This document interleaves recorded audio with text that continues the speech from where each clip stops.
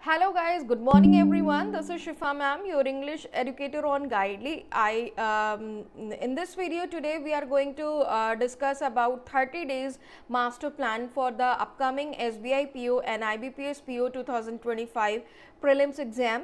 So for the English section mainly we are going to discuss the smart strategy of 30 days so that you can score with flying colors in the English section.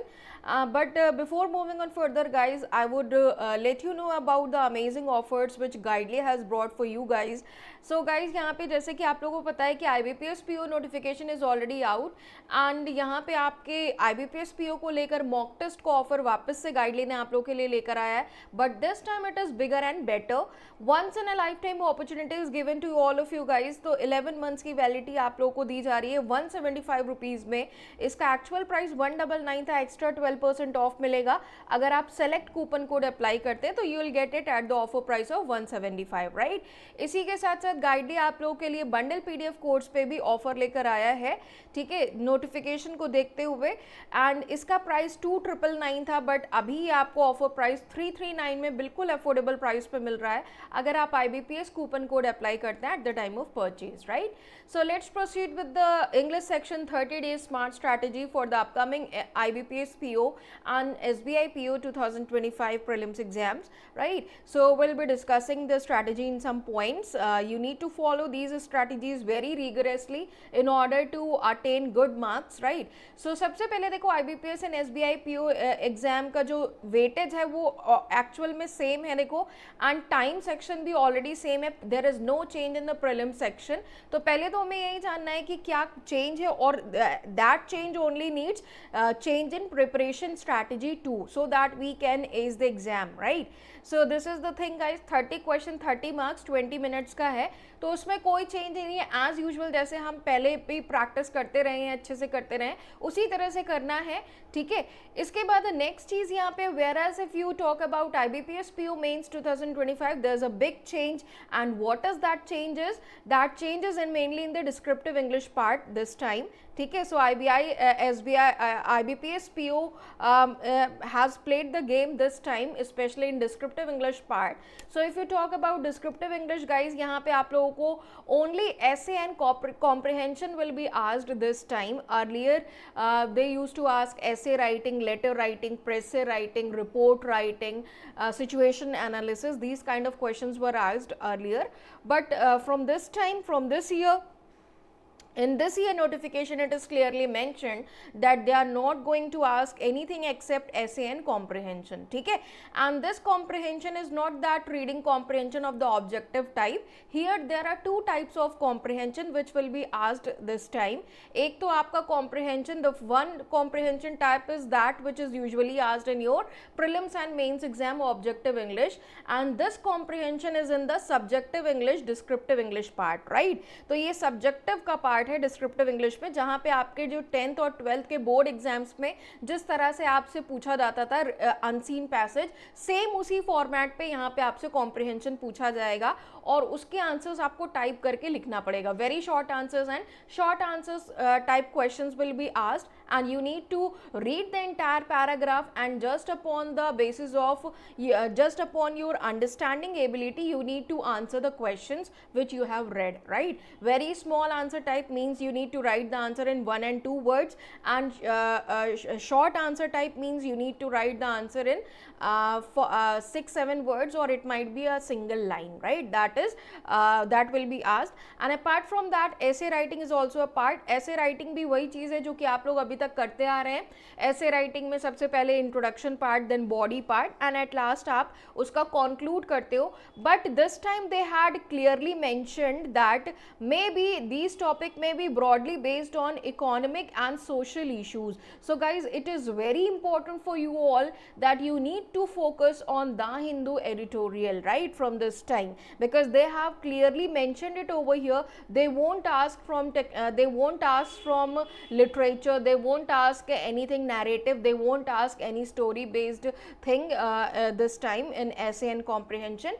They have already mentioned it that they are going to ask from economical and social issues, emerging trends in banking and technology, current events and ethics, right. So it is very important to cover cover these topics from newspaper, especially the Hindu editorial, right? So it's very important to read that newspaper for the next 30 days. If you are not reading it, just start reading for the next 30 days, because news and specific paragraphs might be covered from there in essay and comprehension this time, right? They have already mentioned. So the change in pattern, here it is given that the change in pattern, preparation strategy needs change in preparation strategies too, right? So to crack this part with flying colors, you need to follow specific steps, and now I am going to tell some of the specific planned and specific comprehensive and needed steps you need to take, you need to do with consistency in order to attain good marks, secure good marks in the English section, right? So here I am going to tell you the strategy. English section exam structure. So let me talk about the exam structure of English section. If I talk about, guys, be it prelims or mains, it doesn't matter, be it prelim or be it mains, ठीक है? Weightage differ करता है, prelims पे 30 marks, mains में 40 marks, 35 questions, prelims पे 30 questions, 30 marks, right? Broadly, your part is your subject. English section is divided into 4 major parts. First, number 1 is grammar, number 2 is comprehension, number 3rd is writing skills, and number 4th is vocabulary. So overall, your English section, competitive English section, is broadly divided into these 4 parts.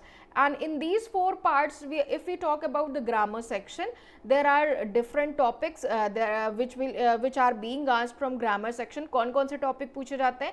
Error spotting, phrase replacement, sentence improvement, sentence connectors, sentence starters, ये topic आपके grammar part में आते हैं, जो कि कहीं ना कहीं grammar से पूछे जाते हैं, ठीक है? नेक्स्ट आता है कॉम्प्रिहेंशन पार्ट. कॉम्प्रिहेंशन में कौन कौन से टॉपिक पूछे जाते हैं, जैसे कि फिलर्स हो गया, इसमें आपका 3 पैटर्न पे क्वेश्चंस बनते हैं, single fillers, double fillers and paragraph fillers. Closest again the topic of comprehension. Reading comprehension आता है, मैच द कॉलम आता है, word usage and word swap, ये क्वेश्चंस आपके कॉम्प्रिहेंशन पार्ट में आते हैं, ठीक है? नेक्स्ट इसके बाद if I talk about writing skills, तो देखो इस बार आपका राइटिंग स्किल्स में मतलब डिस्क्रिप्टिव इंग्लिश का पार्ट जो हमारा आ जाता है मेंस का, तो उसमें आपका पहले देखो प्रेसे राइटिंग और फॉर्मल इनफॉर्मल लेटर राइटिंग भी होता था, बट इस बार से इन्होंने ये सारी चीज़ें डिस्कार्ड करके यहाँ पे इस बार आप लोगों को सिर्फ ऐसे राइटिंग एंड कॉम्प्रिहेंशन का पार्ट दिया, राइट? तो ऐसे writing and I would also say comprehension is also there. यहाँ पे आपका कॉम्प्रिहेंशन भी है, और ये वाला जो कॉम्प्रिहेंशन है ये आपका ऑब्जेक्टिव पार्ट है, सब्जेक्टिव पार्ट नहीं है. It is not it is actually not objective part, it is a subjective part here. यहाँ पे आपको आंसर्स को लिखना पड़ेगा, ठीक है? It is a subjective type, ठीक है? ये आपका सब्जेक्टिव टाइप में आएगा, ठीक है? नेक्स्ट इसके बाद if I talk about vocabulary, so vocabulary में कौन कौन से टॉपिक्स हमारे सिलेबस से कवर करता है, that is one word substitution आता है, ईडियम्स एंड फ्रेजेस आता है, सिनोनिम्स एंड एंटोनिम्स आता है.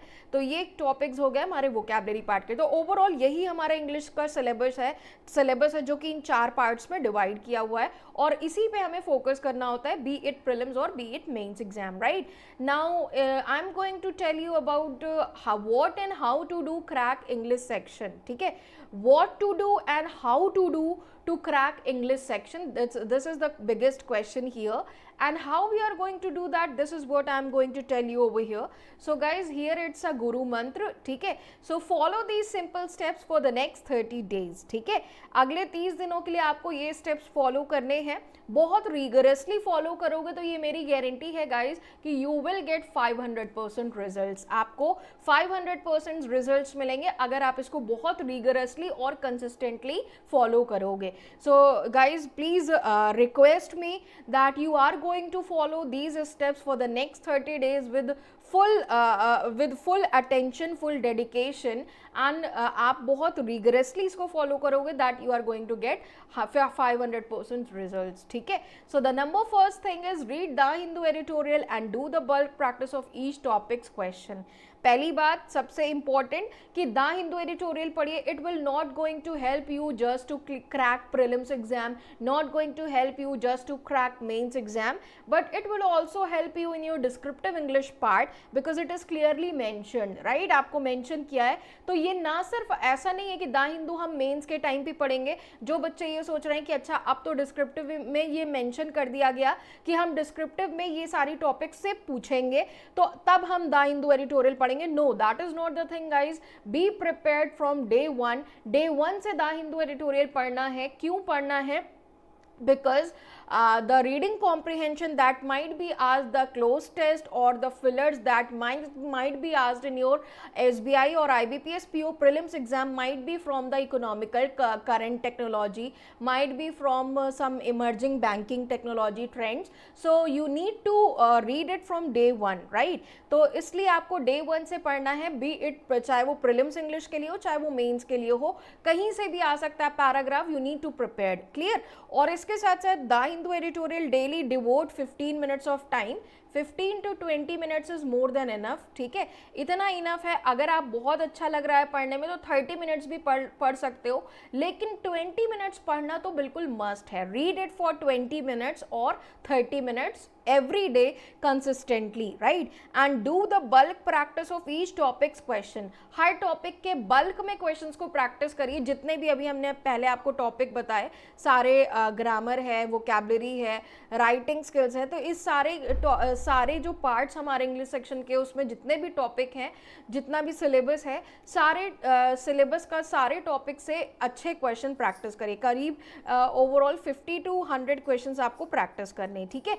नेक्स्ट इसके बाद हमारा आता है watch the Aarambh batch series to clear your concepts complete in 10 days.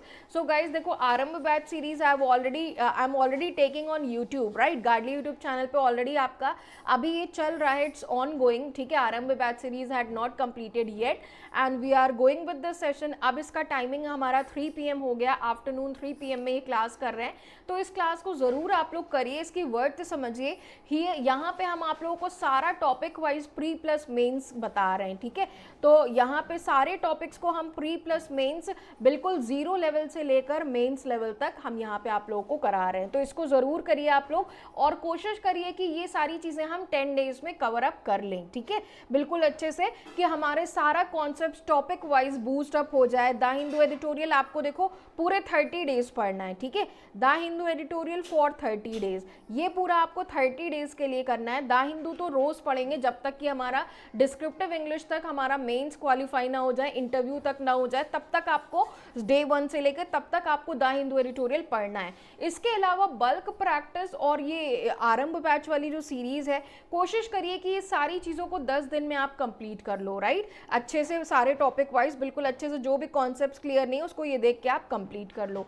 Next इसके बाद आ जाता है practice complete English section test from Guidely for the next 10 days, ठीक है। अब गाइडली से आपको इंग्लिश का सेक्शनल टेस्ट देना है। नेक्स्ट नंबर 2 पॉइंट आ जाता है कि गाइडली से आपका जो सेक्शनल टेस्ट है गाइज, उसको ज़रूर दीजिए, उससे आपको बहुत हेल्प मिलेगी, आपको अपने एक्सेस करने के लिए, आप अपने आप को इवेल्युएट कर पाओगे, ठीक है।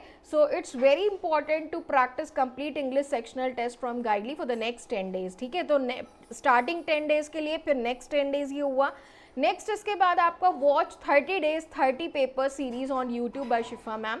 मैंने जो आप लोगों को 30 डेज 30 पेपर सीरीज लेकर आई हूँ, क्रैश कोर्स लेकर आई हूँ, ये आपका एक क्रैश कोर्स है, गाइडली यूट्यूब चैनल पे ऑलरेडी चल रहा है, तो ये क्रैश कोर्स को आप लोग ज़रूर देखिए गाइज। इसमें हम 30 डेज में 30 पेपर की करवा रहे हैं आप लोगों को विद कंप्लीट स्ट्रैटेजी कि एग्जाम में किस तरह से आप लोगों को सॉल्व करना है। 1 and 2 लाइनर्स को पहले फोकस करना है, जितने 1 and 2 लाइनर क्वेश्चंस हैं वो एक कैटेगरी में आते हैं, और नेक्स्ट कैटेगरी हमारी होती है आरसी क्लोज टेस्ट, पैराजंबल या पैराफिलर्स की, ठीक है। तो ये दो पेपर के 30 क्वेश्चंस के पेपर को 2 पार्ट में डिवाइड कर लेते हैं। एक कैटेगरी होती है 1-2 लाइनर्स की, जिसमें हमारा आ जाता है स्टार्टर्स कनेक्टर्स वाले क्वेश्चंस है, वर्ड स्वैप है, वर्ड यूजेज है, मिस स्पेल्ड इनएप्रोप्रिएट वर्ड्स है, ठीक है। तो ये सारे क्वेश्चंस आ जाते हैं, एरर स्पॉटिंग है, ये सारे आ जाते हैं, तो इनको आप पहले करोगे एंड देन उसके बाद में आपका सेकेंड हाफ में आप इंग्लिश सेक्शन में आरसी क्लोज टेस्ट, पैराजंबल या पैराफिलर्स वाले क्वेश्चंस करते हैं, ठीक है। और इसी स्ट्रैटेजी से हम आपको इस क्रैश कोर्स में पेपर्स करा रहे हैं रेगुलर बेसिस पे, डेली, ये मंडे टू सैटरडे क्लास चल रही है। क्लास का टाइमिंग है 7:15 PM इवनिंग टाइम, इसको आप लोग अटेंड करिए, ठीक है। बहुत अच्छे से बहुत इंप्रूवमेंट मिलेगी आपको अपनी परफॉर्मेंस में।